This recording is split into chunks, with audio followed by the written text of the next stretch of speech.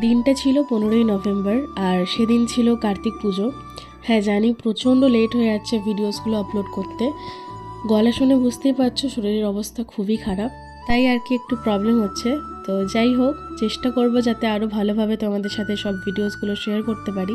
কার্তিক ঠাকুরের তো দর্শন তোমাদের করিয়েই দিলাম, এবারে আসল ঘটনাটা বলি কেন মামুদের বাড়িতে হঠাৎ করে কার্তিক পুজো করা শুরু হলো। আসলে আগের বছরে আমরাই কার্তিক ঠাকুর দিয়ে গেছিলাম মামুদের বাড়িতে, আর তাই আগের বছর থেকেই শুরু হয়ে যায় আজকের এই কার্তিক পুজো। একটু আগেই তোমাদের সাথে আমি আমার ফুল লুকটা শেয়ার করেছি, কমেন্ট বক্সে অবশ্যই জানিও আমাকে কীরকম লাগছে। এদিকে আমরা চলে এসেছিলাম ডিনার করতে সবাই মিলে, কেননা অনেকটাই রাত হচ্ছিল আর যত রাত বাড়ছিল তত ঠান্ডাও বাড়ছিল। তো চলো আমি তাড়াতাড়ি ডিনারটা সেরে ফেলি, অনেকটাই রাত হয়েছে।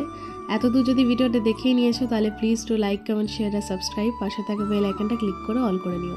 আজকের ভিডিওটা এখানেই শেষ করছি, দেখা হচ্ছে একটা নতুন ভিডিওতে। Good night.